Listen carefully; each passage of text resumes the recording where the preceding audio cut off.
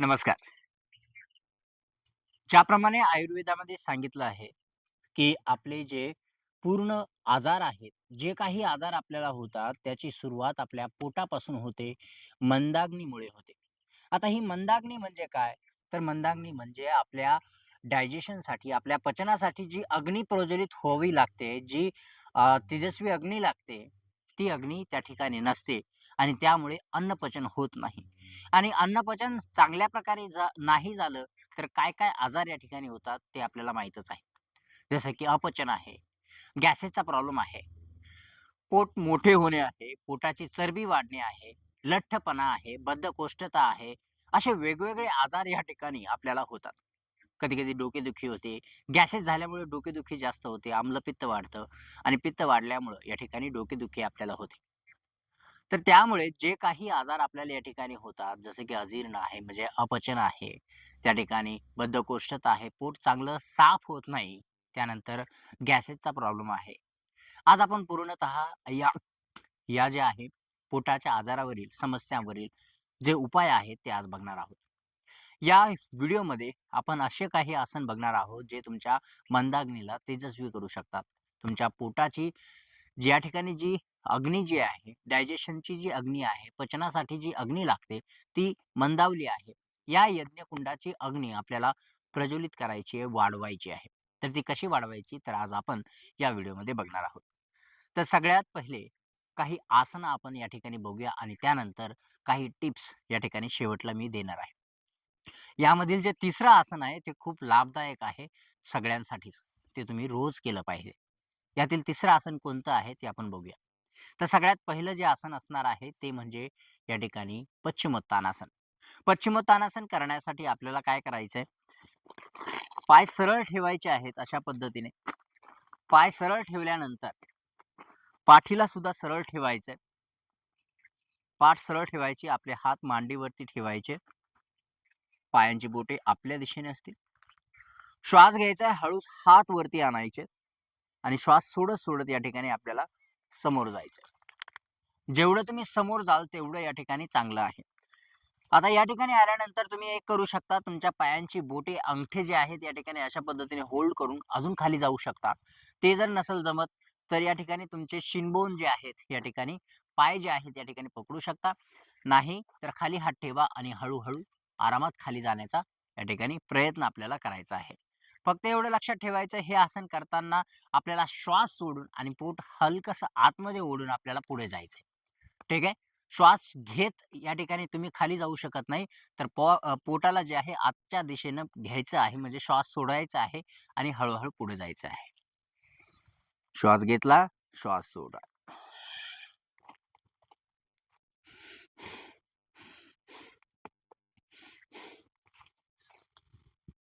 हळूच वरती यायचंय, हात खाली घ्यायचे. आता यामध्ये तुम्ही बघितलं असेल, ज्यावेळेस आपण खाली जातो, तर या ठिकाणी आपलं जे पोट आहे, या ठिकाणी संकोचित होतं आणि आपली पाठीचा कणा जो आहे, या ठिकाणी ताणला जातो, स्ट्रेच होतो. तर आता याचं मेकॅनिझम जर बघितलं, तर काय होतं नेमकं या आसनामध्ये, तर आपल्या पोटावरती या ठिकाणी नॅचरल दाब येतो. नॅचरल दाब आल्यामुळं काय होतं, या ठिकाणी ब्लड सर्क्युलेशन जे आहे पोटाच्या दिशेनं या ठिकाणी वाढलं जातं. त्यामुळे जे इंटर्नल ऑर्गन्स असतात आपल्या पोटाचे, म्हणजे डायजेशनसाठी जे उपयुक्त असतात, यकृत म्हणा, लिव्हर म्हणा, हे जे ऑर्गन्स आहेत त्यांना एक प्रकारची मशाज मिळते. ते ॲक्टिव्ह होतात आणि आपले डायजेशन जे आहे चांगल्या प्रकारे होतं. या ठिकाणी जे एन्झाइम्स लागतात पचनासाठी, जे काही एन्झाइम्स या ठिकाणी लागतात, जे लिक्विड लागतं, जे ॲसिड लागतं, ते हे सगळं सिक्रीट करण्यासाठी या ठिकाणी चांगल्या पद्धतीने मदत होते. जर पोटाची आपण अशा पद्धतीने जर प्रॅक्टिस केली, रोज जर केलं, तर आपला जो मंदावलेला अग्नी आहे, तो चांगल्या पद्धतीने प्रज्वलित होईल आणि अन्नपचनासाठी या ठिकाणी मदत होईल. याचबरोबर या आसनाचे फायदे म्हणजे आपल्या पायांसाठी सुद्धा चांगलं आहे. तुम्हाला जर कमरेचा त्रास असेल, तर यासाठी सुद्धा हे जे आसन आहे, हे चांगलं आहे. पण जर समजा पाठीच्या दुखण्यामुळे तुम्ही जास्त खाली झुकू शकत नसाल, तर काय करायचंय, पायांमध्ये हलकासा त्या ठिकाणी वाक आणायचा आहे आणि अशा पद्धतीने तुम्ही करू शकता. समोर बघायचंय आणि होल्ड करायचं. श्वास घेत राहायचा. काही वेळ थांबल्यानंतर परत वापस यायचं. तर अशा पद्धतीने हे पश्चिमोत्तानासन आहे, जे तुम्हाला गॅसेसमध्ये, तुमच्या अपचनामध्ये आणि तुमच्या लठ्ठपणामध्ये सुद्धा हे फायदेशीर आसन असणार आहे. यामध्ये दुसरं जे आसन आहे ते म्हणजे वज्रासन. या वज्रासन आसनासाठी काय करायचंय आपल्याला, पाय सरळ ठेवायचे सुरुवातीला. त्यानंतर एक पाय, उजवा पाय फोल्ड करायचा आहे अशा पद्धतीने. टाच जी आहे ही आपल्या नितंबच्या बाजूला ठेवायची आहे, हिप्सच्या बाजूला ठेवायची आहे. त्यानंतर दुसरा पाय फोल्ड करायचा आहे. दुसरा पाय सुद्धा या ठिकाणी तसाच ठेवायचा आहे. यामध्ये पाठीमागचा व्ह्यू बघा एकदा कशा पद्धतीने आपण या ठिकाणी आहोत. तर ज्यावेळेस आपण अशा पद्धतीने पाय ठेवतो, तर टाचा सोबत पाहिजे नाही, ठीक आहे. त्या एक दुसऱ्यापासून दूर पाहिजे आणि आपले हिप्स जे आहेत, नितंब जे आहेत, या 2 टाचांच्या मध्ये अशा पद्धतीने आपल्याला ठेवायचे आहेत, बसायचं आहे. यू आकाराचा जो शेप आहे तो होणार आहे आणि त्याचमध्ये आपल्याला जे आहे आपले हिप्स ठेवायचे आहेत. टाचांवरती बसून ठेवायचे नाही. जेणेकरून टाचांवरती ठेवल्यानंतर आपल्या अँकल्समध्ये जे आहे, आपल्या घोट्यांमध्ये आपल्याला त्रास व्हायला लागेल. त्यामुळे तशा पद्धतीने ही प्रॅक्टिस, हा जो अभ्यास आहे वज्रासनचा करायचा नाही. दुसरा पॉइंट याच्यामध्ये असा आहे, ज्यावेळेस तुम्ही वज्रासनमध्ये बसता, त्यावेळेस पाठ वाकवायची नाहीये, तर सरळ ठेवायची आहे. आता ह्या आसनामध्ये नेमकं होतं काय, तर ज्यावेळेस आपण पाय मोडून म्हणजे मोडून अशा पद्धतीने बसतो, त्यावेळेस जे ब्लड सर्क्युलेशन आहे, ते पायांकडे कमी होतं आणि आपल्या पोटाकडे वाढवलं जातं. आता पोटाकडे ब्लड सर्क्युलेशन या ठिकाणी वाढल्यामुळे आपला जो अग्नी आहे, चयापचय किंवा अन्नपचनाची जी क्रिया आहे, ती या ठिकाणी फास्ट होते आणि जलद गतीने अन्नपचन होतं. म्हणजे जास्त वेळ अन्नपचनासाठी लागत नाही. त्याचबरोबर अन्नपचन हे चांगल्या पद्धतीने होतं. का? तर जे ब्लड सर्क्युलेशन आहे ते पायाकडे थोडं कमी केलं आपण आणि जे ब्लड सर्क्युलेशन आहे ते पोटाकडे, वरच्या भागाकडे आपण जास्त आणलं. आता हे जे आसन आहे ते कधी करायचं, तर जेवण झाल्या-झाल्या तुम्ही हे आसन करू शकता. काहीच प्रॉब्लेम नाहीये. वज्रासनमध्ये बसायला काही हरकत नाही. जर तुम्हाला अँकलचा प्रॉब्लेम असेल, तर अँकलच्या खाली या ठिकाणी तुम्ही एकतर मॅट फोल्ड करून ठेवा, नाही तर टॉवेल फोल्ड करून या ठिकाणी अँकलच्या खाली ठेवू शकता. ओके. तर अशा पद्धतीने हे आसन आहे वज्रासन. हे वज्रासन जे आहे तुमच्या गॅसेससाठी, जसं मी सांगितलं अगोदर, अग्नी वाढल्यामुळे या ठिकाणी अपचनाचा त्रास होणार नाही आणि चांगल्या प्रकारे अन्न जे आहे पचल्या जाईल. आणि त्याचबरोबर जर अन्न चांगलं पचत असेल, अजीर्णपणा होत नसेल, म्हणजे अपचन होत नसेल, तर तुमचं या ठिकाणी डायजेशन चांगलं राहील आणि त्याचबरोबर तुमची हेल्थ सुद्धा. ठीक आहे. आणि जर तुमचा फॅट सॅच्युरेशनचा प्रॉब्लेम असेल, तो सुद्धा यामुळे या ठिकाणी सॉल्व्ह होईल. ठीक आहे. तर हे झालं दुसरं आसन. आता यामध्ये जे तिसरं आसन आहे ते म्हणजे महत्वाचं आसन आहे नौकासन. आता हे काम करतं या ठिकाणी आपल्या जे सिक्स पॅक ॲब्स जे मसल आहेत त्याच्यावरती आणि या ठिकाणी नितंब्सवरती. आपला पूर्ण भार या या ठिकाणी आपल्या हिप बोन्सवरती असतो या ठिकाणी. या ठिकाणी अशा पद्धतीने. तर यामुळे काय होतं या ठिकाणी यकृत आणि लिव्हर जे आहे, या ठिकाणी ॲक्टिव्हेट होतात आणि रिलॅक्स होतात. तर यामुळे काय होतं, जे ब्लड सर्क्युलेशन आहे पोटाकडे जास्त प्रमाणात होतं आणि जे एन्झाइम्स आपल्याला सिक्रेट व्हायला पाहिजे डायजेशनसाठी, ते व्यवस्थितरित्या या ठिकाणी सिक्रेट होत असतात आणि त्यामुळे ते अन्न पचनासाठी फायदा करतात. आता हे आसन करायचं कसं? तर या ठिकाणी तुम्ही सिटिंगमध्ये अशा पद्धतीने बसून हात पाठीमागे ठेवायचे, पाय वरती उचलायचे अँड देन जर तुम्हाला शक्य असेल, तर या ठिकाणी हात सुद्धा असे ठेवू शकता. जर अशा पद्धतीने शक्य नसेल, तर सगळ्यात सोपं तुम्ही पाठीवरती झोपा आणि हळूच वरती या. ओके. पाठीवरती झोपायचंय, पाय वरती आणायचे हाफमध्ये अँड देन असं. हे नौकासन. तर नौकासन अशा पद्धतीने आणि पहिल्या अगोदर जसं मी सांगितलं, त्या पद्धतीने सुद्धा तुम्ही या ठिकाणी हे नौकासन करू शकता. काही वेळ या ठिकाणी थांबायचं बघू शकता. या ठिकाणी तुमचं पोट जे आहे टाईट झालेलं आहे. पाठीला वाकवायचं नाही असं, छातीला वरती उचलायचंय आणि आराम करायचा.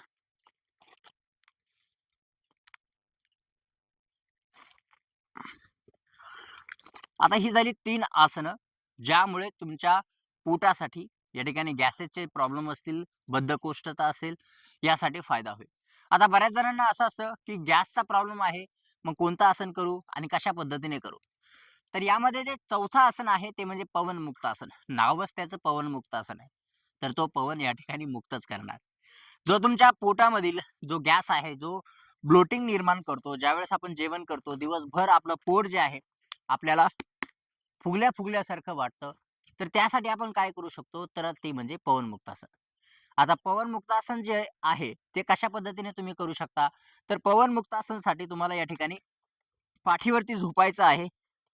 पाठीवरती झोपल्यानंतर या ठिकाणी पाय आपल्याला वरती घ्यायचे आहेत आणि पाय वरती घेतल्यानंतर हळूच आपल्याला पाय फोल्ड करायचे आहेत आणि पाय फोल्ड केल्यानंतर या ठिकाणी आपल्याला काय करायचंय, आपले जे गुडघे आहेत आपल्याकडे खेचायचे आणि पायांची हातांची बोटं जी आहेत त्या ठिकाणी इंटरलॉक करायचे आणि हळूच आपले जे घुटणे आहेत, गुडघे जे आहेत आपल्याकडे दाबायचे आहेत.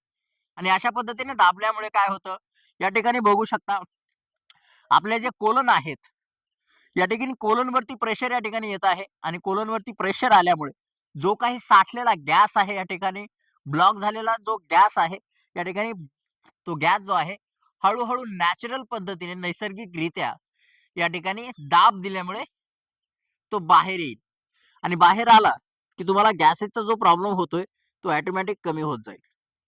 फक्त आपल्याला गुडघे जे आहेत, आपल्याकडे दाबायचे आहेत हळू आणि या ठिकाणी जास्त वेळ थांबण्याचा प्रयत्न या ठिकाणी करायचा आहे.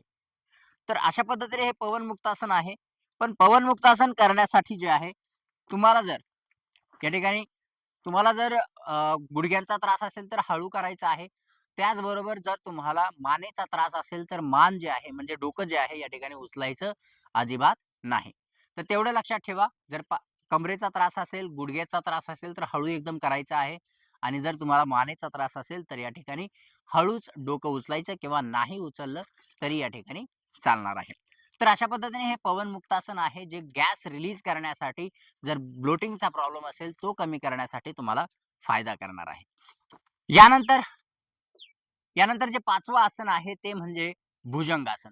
जे तुमच्या छातीवरती, पोटावरती जे पोटाचे मसल आहेत त्यावरती ताण देतं आणि जे आपलं पाठीचा कणा आहे त्याला एक्सटेन्शन देतं. आता ज्यावेळेस आपण हे आसन करू त्यावेळेस तुम्हाला तुमच्या लक्षात येईल कशा पद्धतीने हे आसन होत आहे. तर सगळ्यात पहिलं यासाठी आपल्याला पोटावरती झोपायचं आहे. पोटावरती झोपल्यानंतर आपले हात छातीच्या बाजूला ठेवायचे आहेत. पायांची बोटे पाठीमागे, हनुवटी खाली आणि हळूच श्वास घेत या ठिकाणी वरती यायचं. या ठिकाणी बघू शकता तुम्ही पाठीचा कणा या ठिकाणी वरती आला आहे. त्याचबरोबर आपल्या पोटाची जी हालचाल आहे या ठिकाणी वरच्या दिशेनं आहे. तर पोटाचे जे मसल आहेत ते या ठिकाणी ताणले गेलेले आहेत आणि पोटाचे मसल ताणले गेल्यामुळे या ठिकाणी उष्णता निर्माण होत आहे आणि ही जी उष्णता आहे ऑटोमॅटिकली आपल्या इंटरनल ऑर्गन्सना या ठिकाणी मसाज देते आणि हा जो अभ्यास आहे, या अभ्यासामुळे या ठिकाणी आपली चयापचय क्रिया जी आहे, अन्न पचनाची जी क्रिया आहे, या ठिकाणी सुरळीत होणार आहे. काही वेळ थांबायचंय, हळूच परत यायचंय आणि आराम करायचा आहे. या आसनानंतर तुम्ही चाइल्ड पोज सुद्धा करू शकता. जर तुम्हाला थोडंसं हलकं व्हायचं असेल, आराम करायचा असेल, तर या ठिकाणी हात समोर ठेवा किंवा हात पाठीमागे जरी ठेवले तरी चालेल आणि या ठिकाणी आपल्याला आराम करायचा आहे. थोडा वेळ आराम केल्यानंतर या ठिकाणी बसण्याच्या स्थितीमध्ये यायचं आहे. तर अशा पद्धतीने ही 5 योगासने आहेत, जी तुमच्या डायजेशनसाठी खूप उपयुक्त आहे.